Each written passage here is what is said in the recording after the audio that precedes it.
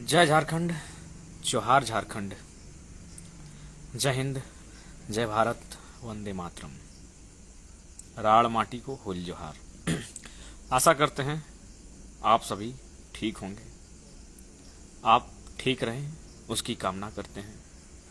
आज के इस लाइव का संदेश मैंने कुछ लिखा है कि आप साइरस मिस्त्री नहीं हैं कि आपकी मौत पर भी लोग कानून बनाएंगे। आप किसान हैं, कामगार हैं, मजदूर हैं, आपकी मौत पर लोग चुप्पी साध लेंगे। सबसे पहले मौत महावीर दा के हुल जोहार, क्रांतिकारी माटी चित्रकार। सबसे पहले तो साइरस मिस्त्री श्रीमान जी का मैंने नाम जिक्र किया है। सबसे पहले उनकी मृत्यु है, उनको विनम्र श्रद्धांजलि देते हैं, क्योंकि हम एक उदाहरण देने के लिए उनके नाम को लिखे हैं। बाकी इसको आप अन्यथा में नहीं लेंगे। सर्वप्रथम मनुष्य मनुष्य होता है। उनकी मौत हुई दुर्घटना में, उन्हें हम नमन करते हैं। उनके आत्मा की शांति हेतु हम प्रार्थना करते हैं, विनम्र श्रद्धांजलि देते हैं। लेकिन मेरे कहने का तात्पर्य आज इस वीडियो में यही है, क्या इस देश की हुक्मरान सिर्फ अमीरों को देखकर कानून बनाएगी? जिंदा रहें या मर जाएं उनको देखकर। जैसे ही मान के चली साइरस मिस्त्री की घटना घटती है, और घटना में ये पता चलता है कि माननीय जो साइरस मिस्त्री थे उन्होंने सीट बेल्ट नहीं लगाया था। तो फाइनली सरकार क्या निर्णय लेती है, नियम बनाती है कि पीछे भी आपको सीट बेल्ट लगाना होगा। क्योंकि वह शख्स, मरने वाला व्यक्ति अरबपति था, इसलिए आपने उनकी मौत को ध्यान में रखा और सीट बेल्ट का नियम जारी किया। लेकिन इस देश में, इस राज्य में लाखों लोग सड़कों पर महीने में, 2 महीने में, तो खदानों में, तो क्रैंड से, तो नदियों में लापरवाही के कारण जिनकी जानें चली जाती है, उनके लिए कोई कानून नहीं। उसी क्रम में मैं दुनिया और इतिहास भूगोल की क्या बात करूं। हमारे धनबाद जिले के प्रधान कंटा क्षेत्र में रेलवे ओवरब्रिज का काम चल रहा था। बारिश हो रही थी, शाम का समय था, अंधेरा अंधेरा का समय था, लेकिन उसके बावजूद काम चल रहा था। और जो मलबा होता है, मिट्टी होता है, ओवरब्रिज का जो मिट्टी होता है, उसके गिर जाने से 4 मजदूरों की मौत हो जाती है। लेकिन ना आज तक कोई नियम, ना कानून, ना मुआवजा, ना कोई उनकी राहत, उनकी सुविधा के लिए कोई जांच पड़ताल। सबसे पहले उन जनप्रतिनिधियों का भी धन्यवाद देते हैं जिन्होंने आंदोलन किया था, चाहे स्थानीय दल के नेतृत्वकर्ता हों अथवा पंचायत से चुने हुए जनप्रतिनिधिगण हों, जिनके माध्यम से उन पीड़ित परिवार के लिए आंदोलन किया गया था। तो सबसे पहले उनका धन्यवाद, उनको नमन करते हैं। उन्होंने विकट परिस्थिति में परिवार का साथ दिया। लेकिन प्रश्न ये है, उस समय लोगों के बीच वार्ता हुई। डीआरएम जो उपस्थित थे उस समय अधिकारी के तौर पर, कई अन्य पदाधिकारी उपस्थित थे। उन्होंने 20-20 लाख रुपए का मुआवजा देने का बात कहा मृत परिवार को। और मेरे हिसाब से आज के दौर में यह कम ही राशि है। 20-20 लाख का मुआवजा जान के बदले यह कम ही राशि है, क्योंकि कई वर्षों पूर्व वहीं के लोग कह रहे थे कि 35 लाख तक की राशि दी गई। हाल फिलहाल झरिया का कोई मामला था जहां 35 लाख तक का राशि दिया गया था। लेकिन उसके बावजूद कई दिन बीत गए, कई महीने बीत गए, आज तक ना उस परिवार की सुधि ली गई है, ना उस मुआवजा पर कोई चर्चा हुआ है, ना एक कंपलसरी जॉब का आश्वासन मिला था उस पर कोई चर्चा हुआ। इसीलिए मैंने ये लिखा कि मौत अगर अमीरों की होती है तो चर्चा का विषय बनता है, मौत अगर मजदूर की होती है तो गुमनाम हो जाता है। यही नहीं, चूंकि आप जान सकते वे लोग मजदूर थे। जो मौत पर खेलकर मजदूरी करता है वह मजदूर के साथ साथ बहुत गरीब भी होता है। इसीलिए मुझे लगता है अगर इतना रिस्क खेल कर अगर वो पैसा कमा रहा है, यानी जाहिर सी बात है गरीबी के साथ भी उसका जीवन कटता हो। तो आज उसी क्रम में सुनने में आया है कि उस परिवार, जो 4 परिवार थे, जो 4 व्यक्ति जो डेथ किए थे, उनमें से किसी की एक मैंने घर में बेटी का भी डेथ हो गया है आर्थिक तंगी के कारण। तो बहुत दुर्भाग्य की बात है, बहुत दुख का विषय है। इसीलिए एक अकाउंट नंबर जारी किए हैं।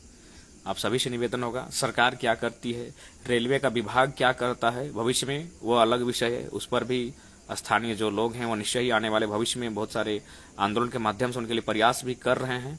लेकिन फिलहाल मानवता के नाते हम लोग छोटा सा प्रयास कर रहे हैं कि उस परिवार तक, उन 4 परिवार तक छोटी मोटी जो भी आर्थिक सहायता संभव हो जा सके, उसके लिए का नंबर जारी किए हैं। जो अकाउंट नंबर है, आप 2 रुपया, 5 रुपया, 10 रुपये, जो भी संभव है आप अपने स्तर से एज दान देने का कष्ट करें, ताकि मुझे लगता है उस परिवार को फिलहाल कुछ सहायता मिल सके। क्योंकि कहीं ना कहीं काफ़ी, बाकी जो नंबर दिए हैं आप एक बार विषय वस्तु को जांच ले, ऐसा कोई बात नहीं है।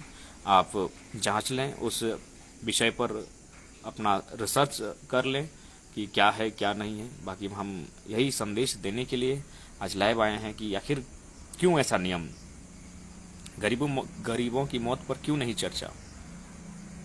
माननीय साइरस मिस्त्री जो आज संसार में नहीं रहे, उन्होंने अपने पीछे अरबों की प्रॉपर्टी अपने परिवार को छोड़ के गए हैं। उनकी मौत की चर्चा होती है, उनकी मौत को ध्यान रखा जाता है और नियम कानून बनाए जाते हैं, सीट बेल्ट का नियम जारी किया जाता है। लेकिन गरीबों की मौत पर जो सरकार की लापरवाही, जो सरकार के अंग हैं विभाग, उनकी लापरवाही से होती है, वहां कोई चर्चा नहीं।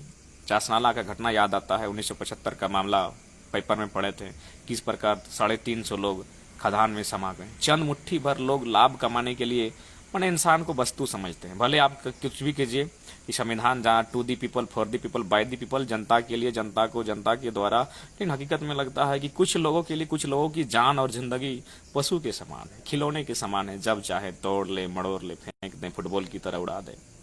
नहीं तो आज इतनी बड़ी बड़ी घटनाएं होती हैं, लेकिन उन पर कोई चर्चा नहीं। हम सही बात है, हमें चिल्लाना पड़ेगा, हमें हल्ला करना पड़ेगा, तब हमारे लिए कानून बनेगा। अभी हजारीबाग का कोई मामला है, कोयला खनन, वहां सुन रहे महान, हम महान ही कहेंगे भाई, उन लोग शक्तिशाली लोग हैं। महान अडानी का खदान का लोग विरोध कर रहे हैं। अडानी साहब सुन रहे हैं वहां खदान लेने का कार्य कर रहे हैं, उसका लोग विरोध कर रहे हैं, शांतिपूर्ण धरना दे रहे हैं। पुलिस लाठी लेके है और कहती है पुलिस की हम जनता के रक्षक है। बल हम सम्मान करते हैं प्रशासन का, पुलिस का भी सम्मान करते हैं, लेकिन सच्चाई मानना होगा।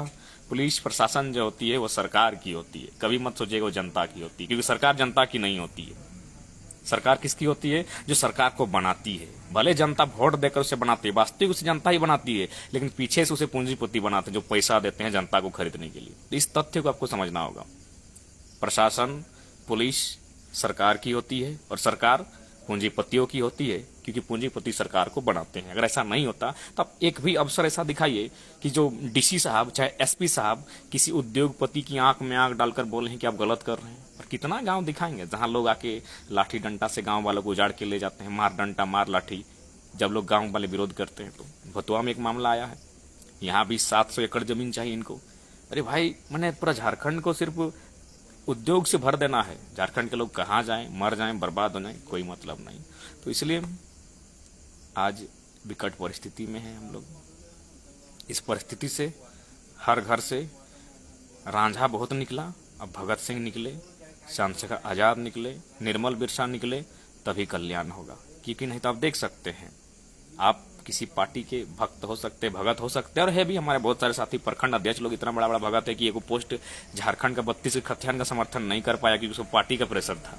प्रखंड अध्यक्ष लोग का बात कर रहे हैं।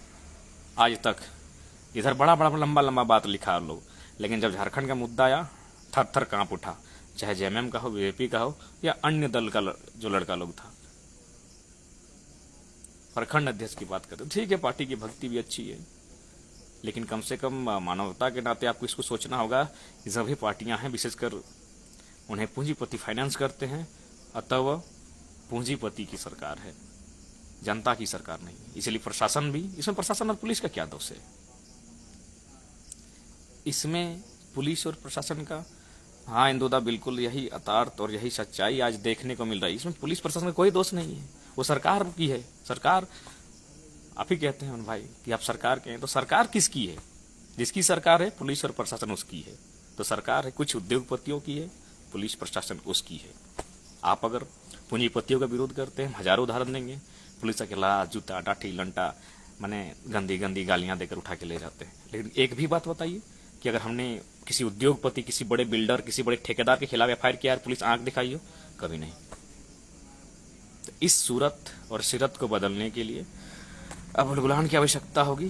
तो विशेष यही संदेश होगा कि अभी नहीं तो शायद कभी नहीं, आज लड़ लें। और जो 4 परिवार का उस घटना में देहांत हुआ है, उस परिवार को कुछ आर्थिक सहायता मिले, इसलिए कुछ दान स्वरूप अवस्थे। बाकी अभी भी कहेंगे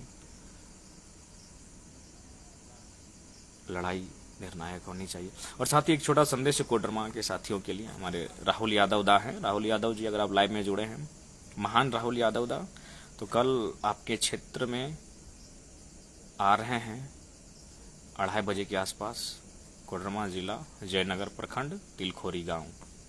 तो इसलिए महान राहुल यादव जी, आपसे निवेदन होगा, आपसे भेंट हो गई तो बड़ी अच्छा होगा।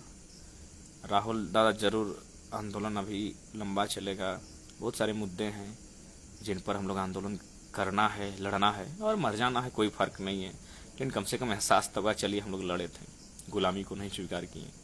कह सकते अघोषित गुलामी है अभी, अघोषित, यहाँ घोषणा नहीं हुई कि आप गुलाम हैं, अघोषित गुलामी है। अब यही प्रार्थना होगी। हालांकि मैं पुनः कहूँगा, किसी की मृत्यु के प्रति हम शोक रखते हैं, संवेदना रखते हैं, उनके प्रति विनम्र श्रद्धांजलि है। साइरस मिस्त्री को भी हम विनम्र श्रद्धांजलि देते हैं, लेकिन उनके नाम का इस्तेमाल इसलिए किए क्योंकि उनकी मृत्यु के बाद तुरंत सरकार नियम बनाती है कि पीछे भी आप सीट बेल्ट बांधिए। यहाँ हजारों लोग मजदूर मारे जाते हैं कोयला के खदान में, लेकिन कोई नियम नहीं, क्योंकि यहाँ मजदूर, कामगार, हाशिए पर जो लोग हैं, गांव, गरीब, किसान, उनकी दशा ही है मरने के लिए। इसी क्रम में प्रधान खंडा में जो घटना घटी है, उस परिवार को इंसाफ मिले, न्याय मिले, और जितने भी नेतृत्वकर्ता वहाँ के रहे, चाहे किसी दल से जुड़े हों या पंचायत के चुने हुए प्रतिनिधि, उन्होंने प्रयास किया भी है, उनको धन्यवाद, उनको नमन। लेकिन फिलहाल अभी तक धरातल पर विशेष कोई कार्य हुआ नहीं है, ना उचित मुआवजा मिल पाया है, ना कोई साधन संसाधन उन्हें उपलब्ध हो पाया है। तो इसलिए विभाग अपना कार्य कब तक करे, सरकार क्या करती है, हम लोग मानवता के नाते छोटी छोटी राशि के माध्यम से उस परिवार तक सहयोग जाए। और सबसे दुखद बात, अभी उसी परिवार, 4 परिवार में से एक जवान जो पुत्री है, उसका भी देहांत हुआ है। तो इसलिए थोड़ा सा इस विषय पर आप लोग अपना हृदय को बड़ा करेंगे। जोहार, जय झारखंड।